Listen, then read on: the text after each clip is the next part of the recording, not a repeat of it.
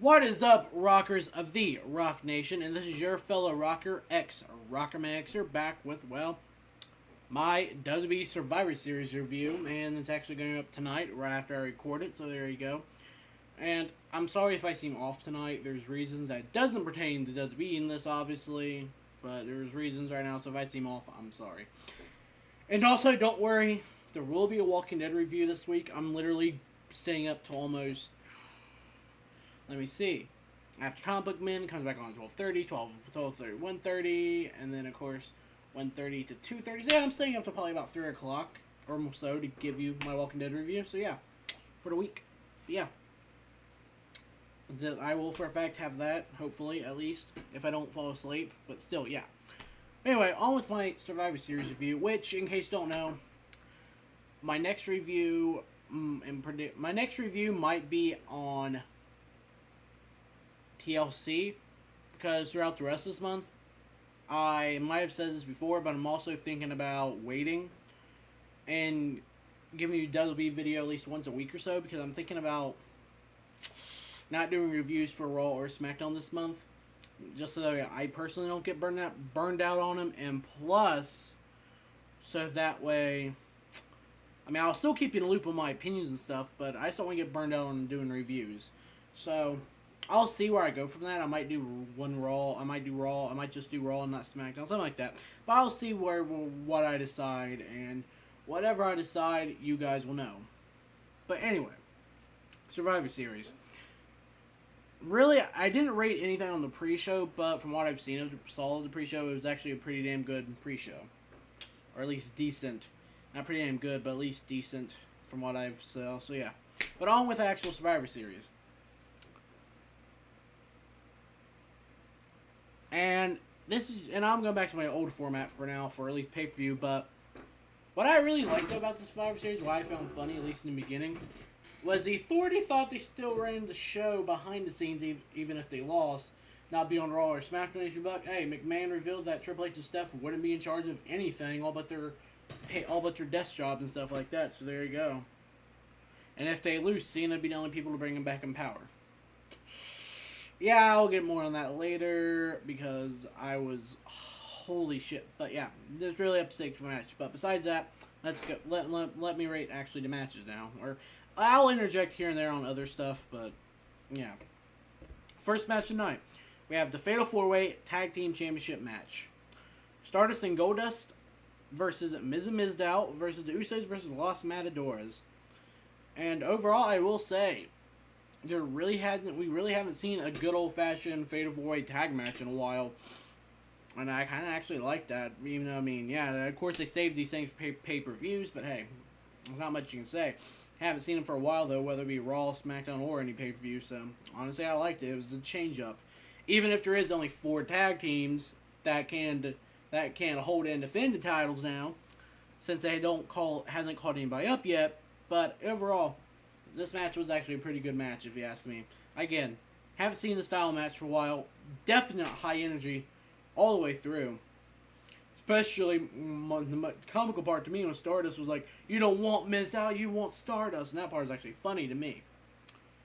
Even though throughout the whole match, and ring-wise, at least from what I've noticed, you didn't see much Usos or Miz and Mizdow up until near the end, really, for Miz and Mizdow, and a little bit in the beginning. You really see more of Goldust and Stardust, of course, the defending tag champs, so it makes sense. And, of course, Los Matadores, don't ask me why, but hey. And really, though, when the Usos got in the match, like, midway through or up near the end, it really became a quick-paced match between all the teams. There's quick action, high-flying, bodies flying everywhere up until the very end. And Mizdow, sadly, I want to say sadly, even though I did say it would be interesting if they won the tag titles, and they did. But we have new champions crowned, Miz and Mizdow. So yeah, new tag team champions, Miz and Mizdow. Overall, I actually gives the match a 4.0 or a 4. I don't know why I say 0.0, but a 4. Simple as that, really. And the next match, of course, a Divas match. Ironically, this is probably one of the higher matches of Divas I may have rated. The traditional Divas Survivor Series match, Paige Cameron, Summer Rae, and Layla versus Natalya, Naomi, Emma, and Alicia Fox. Now, you normally don't see Divas in these type of match setups. Yeah, they're Divas. Yeah, they're always fun to watch, but hey. But really, as I said before, the only two in this match you could fight was Paige and Natalya. I almost said Naomi, but Paige and Natalya. Because they were definitely the two more competitive people in it. But this match, by far, it was just a lopsided clean sweep by far. Because, I mean, yeah, I admit. And by the way, only one of my predictions came true tonight, sadly, too. But anyway. I've already put the win thing there, but anyway. Don't get me wrong, the match was entertaining.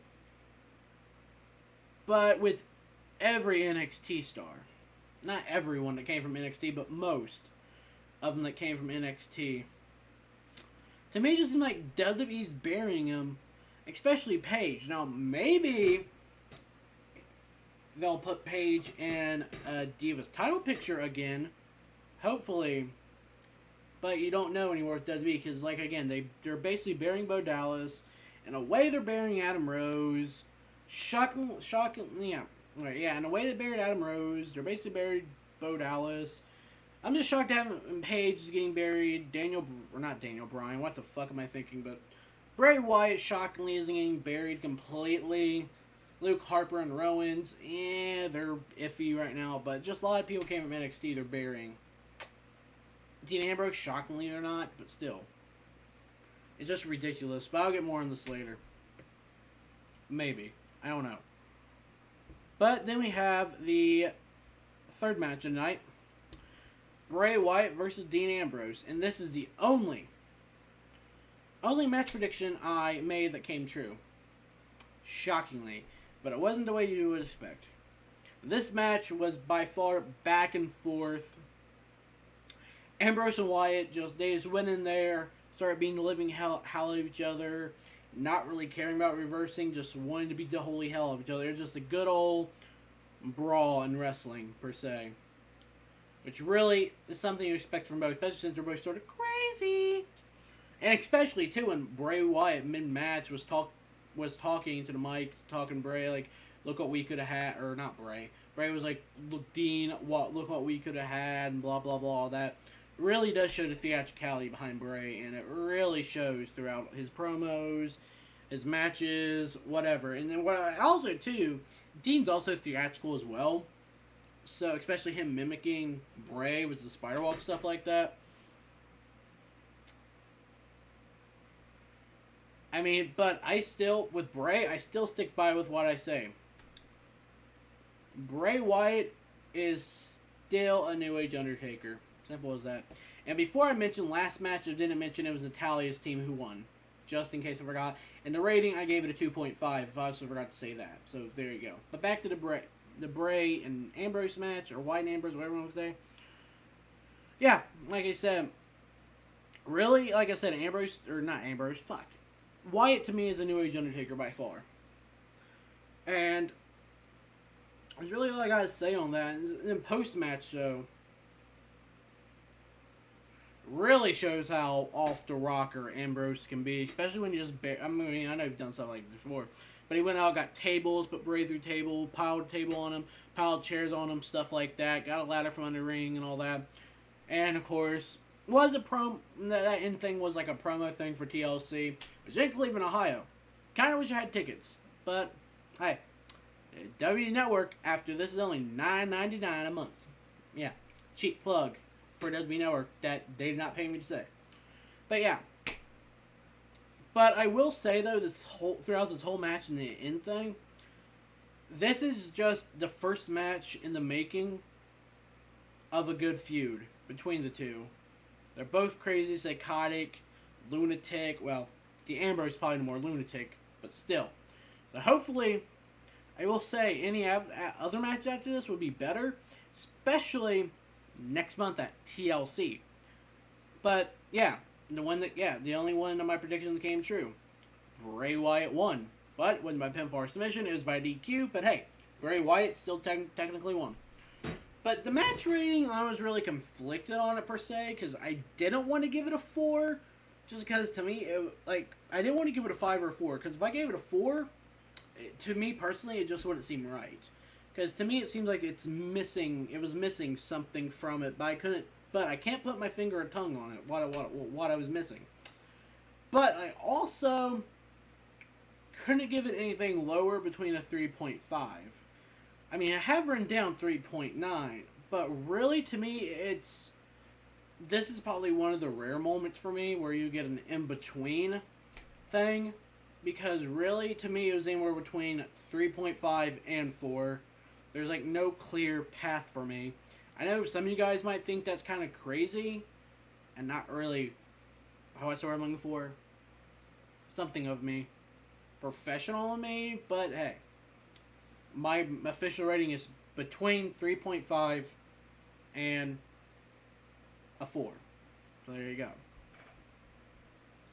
And then, of course, too, after that, we show, of course, Adam Rose and the bunny thing and all that, which is kind of, well, I don't think it was right after that, but at some point. But anyway, somehow it led into the, oh, no, never mind. I remember what it was now. Sorry, I'm stupid. But, yeah, I think it was what I'm thinking of. Don't ask. But here we have the pep talk Team Authority. And by this point, you can really tell Stephanie is starting to lose her rocker. Really, she's starting to go lunatic, starting to lose it a lot. In a way, though, it seems like Triple H is more confident than anything other than Steph. But at this point in the show, I still had to stick by with my original prediction. Team Authority was going to win. Just because they had the better team setup, and really, they did. But more to that later. Here, the next match, we have Adam Rose and the Bunny versus Heath Slater and Titus O'Neil. Slater Gator, but yeah, man, I like Heath Slater, as you guys might know. So, and Adam Rose. Really, this match I couldn't pick, but what really irritated me is because on pre-show it was supposed to be Adam Rose versus the Bunny, and I guess I changed it for some reason. Unless I was imagining they promoted that for at least one night or whatever, but I don't know. But overall, yeah, I did mention that. But hey, at least the Bunny picked up the win for Adam Rose. Really, though, this match was interesting, but at the same time, it was probably more of a comical thing as much as anything with Adam Rose and the Bunny is. And again, this is another example of NXT guys being buried. WWE's burying him in a way, so, I mean, really. But you really can tell there's still tension between Adam Rose and the Bunny. And from what I've at least seen, as of now, and now thinking back a little bit, I don't think there's going to be a particular feud between the two or some sort of small rivalry. I mean, there is, but no, like, matches or anything. There might, to me now, it's just more for comical purposes and stuff like that, so there you go. But overall, this match, Adam Rose and the Bunny picked up the win, and I sadly have to give this match a 1. Oh, shit. And here, we have the part where Seth Rollins talking. I don't know how I feel on this, though. Or not Seth Rollins, Roman Reigns talking. But I don't know how I feel on this. Reigns doing Back next month by TLC time. I don't know. I have nothing to say. But, yeah. But you also know Team Cena is also geared up and ready. So anyway, on to the next match. Nikki Bella versus AJ Lee for the Divas Championship. Now this match, obviously nothing to say on it. As much as I like AJ Lee, and also on this one, my prediction was completely wrong. Especially that AJ was going to win with help of Bray. I couldn't be wrong. But really, you can tell there's a distraction by Bray to AJ.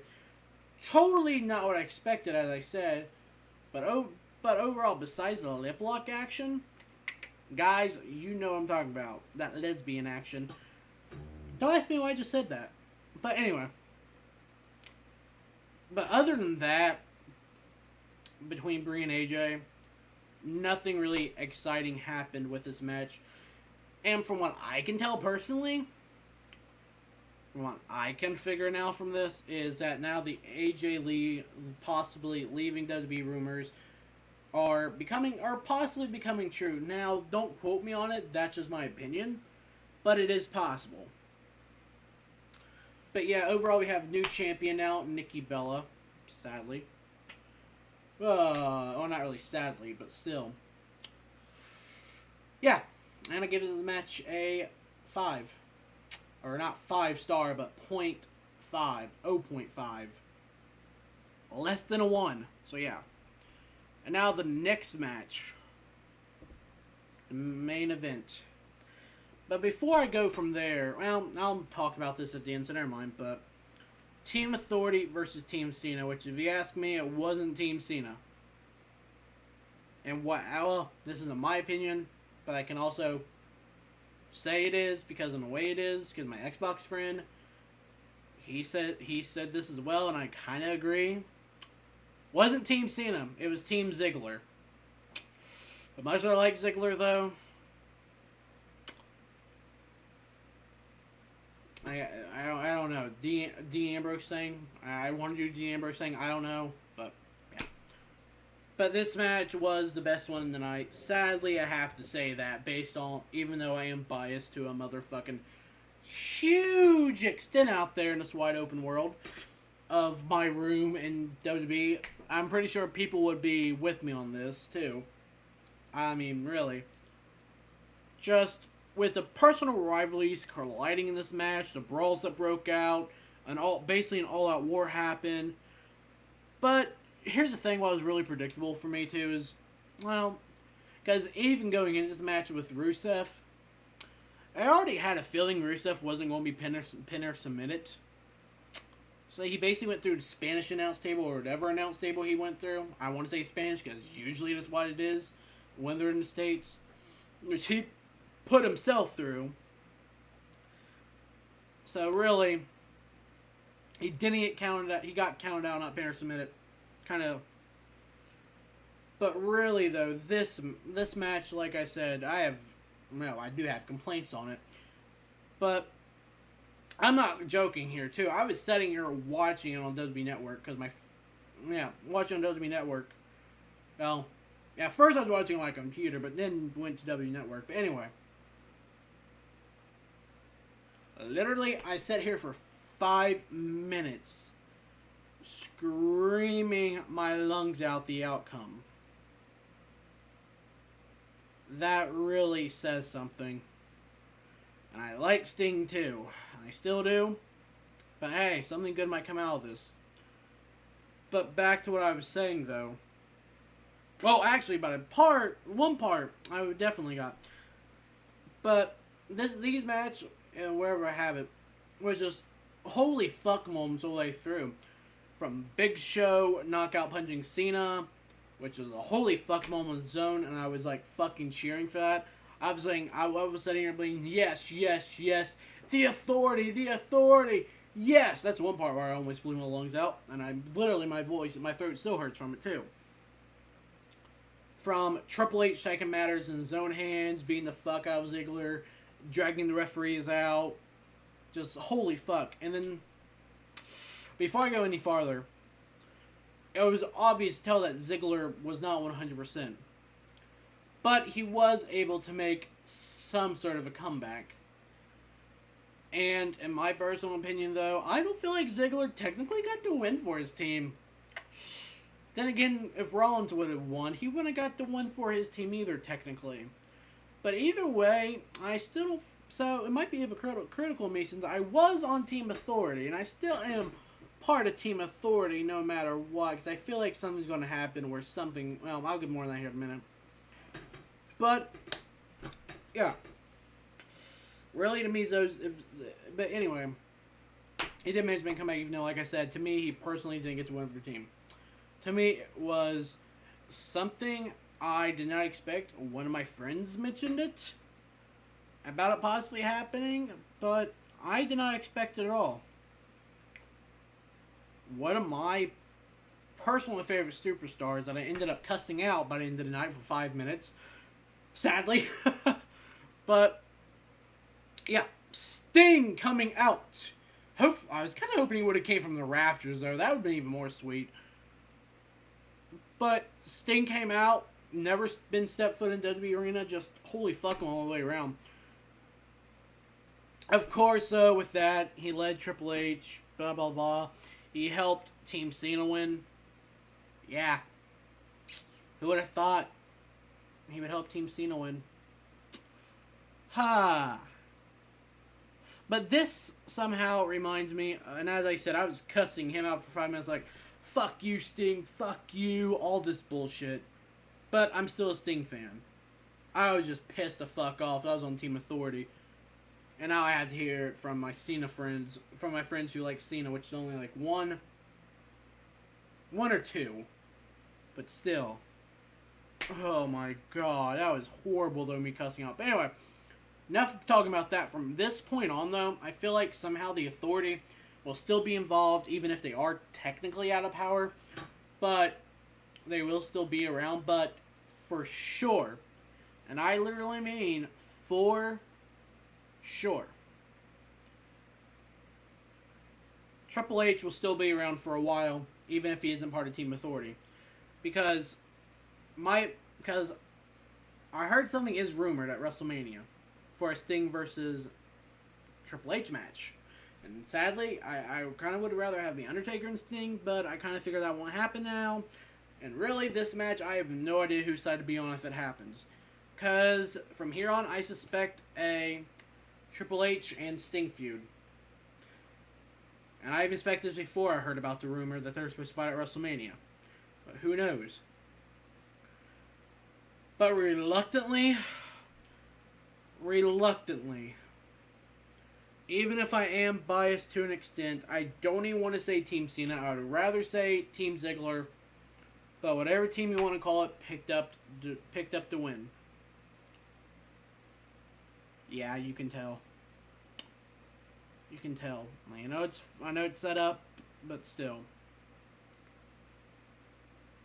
But I sadly have to say, overall, I give this match a 5-star rating.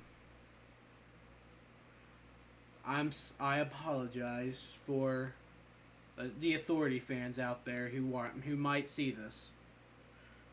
But now that I mentioned everything I want to mention, there's one last thing I also want to say too is, if you ask me, even with the holy fuck moments with the last match, some of the other better matches of the night, and yes, I know I'm playing with my hat a lot right now, but it's because I don't know. But really, if you ask me, this pay-per-view, even if it is Survivor Series, one of the big four between it, so I think the big four is definitely WrestleMania, Survivor Series, Royal Rumble, and SummerSlam. Really, though, for one of the big four pay-per-views, it just seemed like any ordinary pay-per-view. I don't know. What's your guys' opinion on that?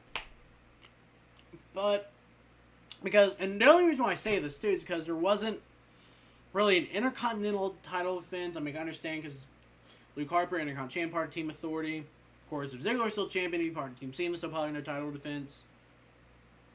The U.S. champion, Rusev, of course, Team Authority, so no U.S. championship defense. But the big one that has me saying this, too, is Brock Lesnar's piss poor championship run.